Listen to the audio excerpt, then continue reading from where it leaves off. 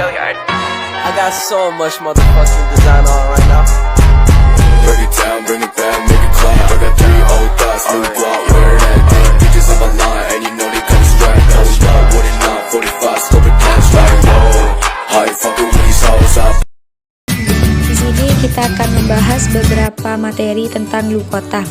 Yang pertama ada pengertian lukotah, yang kedua rukun-rukun lukotah, yang ketiga hukum memungut barang lukotah, yang keempat macam-macam lukotah, yang kelima hukum mengumumkan lukotah, dan yang keenam beberapa masalah penting yang berkaitan dengan barang temuan, yang ketujuh pemilik atau pemanfaatan barang temuan, yang kedelapan jenis-jenis barang temuan.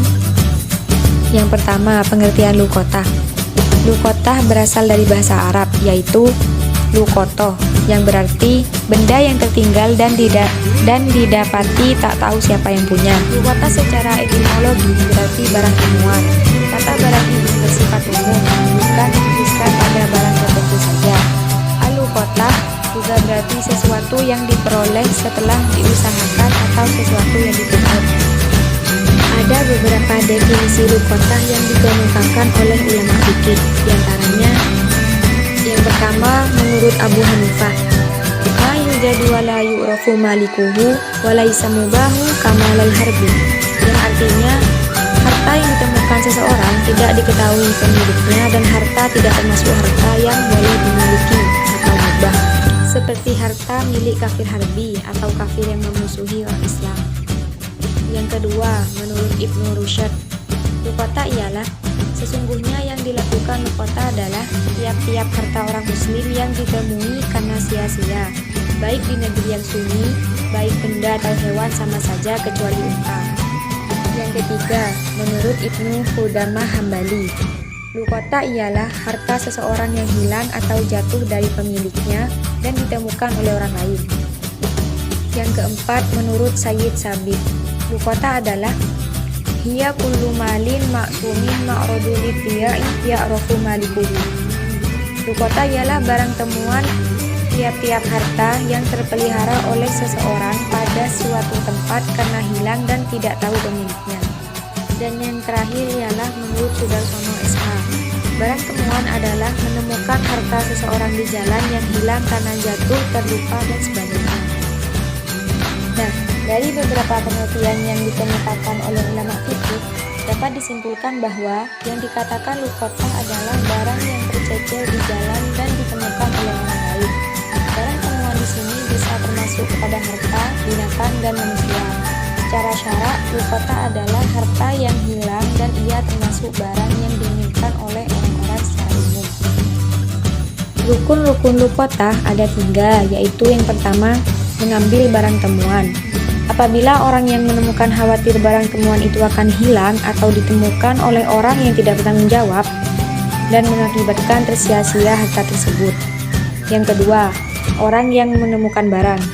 Penemuan merupakan kekuasaan terhadap sesuatu, maka yang diperbolehkan menemukan barang temuan adalah setiap orang yang merdeka, muslim, dan baligh. Yang ketiga, barang temuan. Barang temuan merupakan harta yang seseorang tidak diketahui pemiliknya dan harta itu tidak termasuk yang boleh dimiliki atau al-mubah. Selanjutnya, hukum memungut barang lukotah. Mengambil barang temuan hukumnya sunnah. Ada yang mengatakan wajib dan ada yang mengatakan bahwa apabila barang tersebut berada di tempat yang dianggap aman oleh penemuannya, ketika ditinggalkan maka dianjurkan baginya untuk mengambil. Akan tetapi, apabila barang tersebut berada di tempat yang tidak dianggapnya aman, ketika ditinggalkan maka ia wajib mengambilnya. Dan apabila dia mengetahui adanya ketamakan dalam dirinya terhadap barang tersebut, maka haram baginya untuk mengambil. Perselisihan ini berlaku bagi orang yang merdeka, baligh, dan berakal. Meskipun dia bukan muslim, sementara orang yang tidak merdeka, belum baligh, dan tidak berakal tidak dibebani untuk memungut barang temuan. Ada beberapa perbedaan pendapat ulama fikih tentang hukum memungut barang temuan di jalanan. Yang pertama, ulama Malikiyah dan Hanabilah. Menurut mereka, apabila seseorang menemukan barang di tengah jalan, maka makruh hukumnya memungut barang itu, karena perbuatan itu boleh menjerumuskannya untuk memanfaatkan atau memakan barang yang haram. Yang kedua, ulama Hanafiyah dan Syafi'iyah berpendapat bahwa jika seseorang menemukan barang atau harta di suatu tempat, sedang pemiliknya tidak diketahui, barang itu lebih baik dipungut atau diambil. Apabila orang yang menemukan khawatir barang itu akan hilang atau ditemukan oleh orang-orang yang tidak bertanggung jawab. Apabila kekhawatiran ini tidak ada, maka hukum memungutnya menurut mereka boleh saja. Hukum pengambilan barang temuan dapat berubah-ubah tergantung pada kondisi tempat dan kemampuan penemunya. Hukum pengambilan barang temuan antara lain sebagai berikut: wajib, sunnah, makruh, dan haram. Bisa bersifat wajib apabila orang tersebut percaya kepada dirinya bahwa ia mampu mengurus benda-benda temuan tersebut sebagaimana mestinya, dan terdapat sangkaan berat bila benda-benda itu tidak diambil akan hilang sia-sia atau diambil oleh orang-orang yang tidak bertanggung jawab. Yang kedua, sunnah. Bisa berhukum sunnah apabila penemu percaya pada dirinya bahwa ia akan mampu memelihara benda-benda temuan itu dengan sebagaimana mestinya. Tetapi, bila tidak diambil pun barang-barang tersebut tidak dikhawatirkan akan hilang sia-sia atau tidak akan diambil oleh orang-orang yang tidak dapat dipercaya. Dan yang ketiga, dapat berhukum makruh apabila seseorang yang menemukan harta itu masih ragu-ragu apakah dia akan mampu memelihara benda-benda tersebut atau tidak. Dan apabila tidak diambil, benda tersebut tidak dikhawatirkan akan terbengkalai, maka bagi orang tersebut makruh untuk mengambil benda-benda tersebut. Dan yang terakhir, hukumnya ialah haram. Bisa berhukum haram apabila orang yang menemukan benda tersebut dia mengetahui bahwa dirinya sering terkena penyakit tamak dan yakin betul bahwa dirinya tidak akan mampu memelihara harta tersebut sebagaimana mestinya, maka dia haram untuk mengambil benda-benda tersebut. Adapun hukum mengetahui ciri-ciri luqatah ketika mengambilnya, yaitu jika orang yang menemukan barang temuan mengambilnya, jika dia mengambil dengan niat untuk menjaga, maka wajib baginya untuk mengetahui ciri-cirinya langsung setelah dia mengambil, dan inilah yang dikatakan oleh Ibnu Rif'ah. Akan tetapi, ucapan para jumhur mengisyaratkan bahwa mengenai ciri-ciri barang temuan setelah mengambilnya adalah mustahab. Dan ini yang dikatakan oleh Al-Ara'i yang lainnya, dan inilah pendapat yang rajin atau unggul. Namun jika dia mengambilnya dengan niat untuk dimiliki setelah mengumumkannya seperti yang akan diterangkan, maka wajib baginya untuk mengetahui agar dia tahu apa yang ada dalam tanggungannya. Hukum mengumumkan luqatah. Hukum mengumumkan barang temuan berbeda-beda. Terkadang hukumnya wajib, kadang menjadi mandub atau sunnah sesuai keinginan dan niat orang yang mengambilnya. Jika dia mengambilnya dengan niat menjaga dan tidak untuk dimiliki, maka tidak wajib mengumumkannya. Sebab pengumuman tujuannya untuk memiliki, sedangkan dia tidak berniat memiliki, maka tidak wajib dan hanya mustahab. Dan jika dia berniat memilikinya, maka mengumumkannya menjadi wajib. Adapun barang temuan yang wajib untuk diumumkan.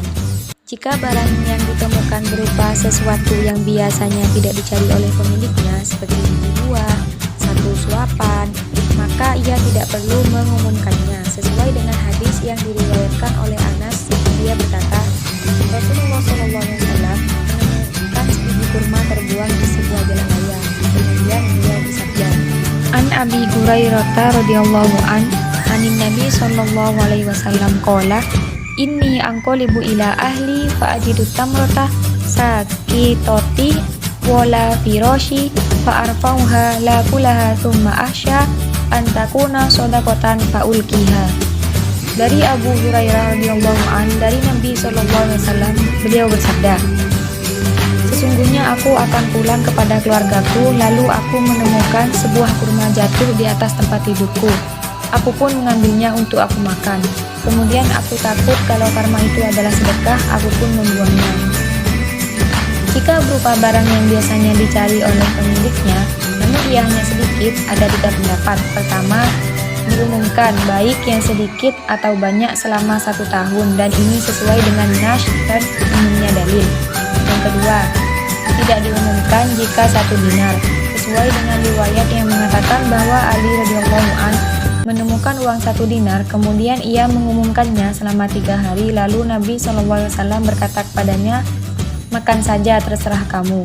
Yang ketiga, diumumkan jika sampai nisab pencuri dan tidak diumumkan kurang dari itu, sebab ia hanya barang sepele. Oleh sebab itu Aisyah radhiyallahu an berkata, tidak ada yang memotong tangan pencuri di zaman Rasulullah SAW karena mencuri barang yang sepele. Waktu dan tempat pengumuman barang temuan. Mengumumkan barang temuan harus pada waktu berkumpulnya manusia seperti waktu sholat dan yang lainnya, termasuk tempat berkumpulnya orang-orang seperti di pasar, pintu-pintu masjid ketika orang keluar masjid dari sholat Jumat, sebab dengan inilah tujuan pengumuman akan terpenuhi, dan diperbanyak mengumumkannya di tempat ditemukan barang tersebut, sebab orang kehilangan sesuatu, dia akan mencarinya di mana ia kehilangan barang tersebut. Ada beberapa waktu dan cara pengumuman. Yang pertama, diumumkan 2 kali sehari, pagi dan sore selama 1 minggu. Yang kedua, diumumkan setiap hari pada sore hari selama 1 atau 2 minggu. Yang ketiga, diumumkan setiap hari pada sore hari selama 1 atau 2 minggu. Dan yang keempat, diumumkan sekali atau 2 kali dalam 1 bulan sampai akhir tahun. Dan inilah pendapat yang masyhur. Ada beberapa jenis-jenis barang temuan. Yang pertama, hewan di padang Sahara. Hewan di padang Sahara di sini ada 2 jenis, yaitu hewan yang bisa menjaga dirinya sendiri, dan yang kedua, hewan yang tidak bisa membela dirinya sendiri. Jenis yang kedua, hewan yang ditemukan di daerah pemukiman, barang temuan yang tidak bisa dimakan, barang temuan yang bisa dimakan. Macam-macam lukota. Yang pertama ialah benda-benda tahan lama, yaitu benda-benda yang dapat disimpan dalam waktu yang lama, misalnya seperti emas, perak, pisau, gergaji, meja, dan yang lainnya. Yang kedua, benda-benda yang tidak tahan lama, yakni benda-benda yang tidak dapat disimpan pada waktu yang lama, misalnya makanan, tepung, buah-buahan, dan sebagainya. Benda-benda seperti ini boleh dimakan atau dijual supaya tidak tersia-siakan. Bila kemudian baru datang pemiliknya, maka penemu wajib mengembalikannya atau uang seharga benda-benda yang dijual atau dimakan. Yang ketiga, benda-benda memerlukan pemberlanjaan seperti binatang ternak, unta, sapi, kuda, kambing, dan ayam. Pada hakikatnya, binatang-binatang itu tidak dinamakan al-luqatah tetapi disebut al-dalulah, yakni binatang-binatang yang tersesat atau kesasar. Dan yang terakhir ialah benda-benda yang memerlukan perawatan seperti padi, harus dikeringkan, atau kulit hewan perlu disamak. Yang terakhir, kesimpulan.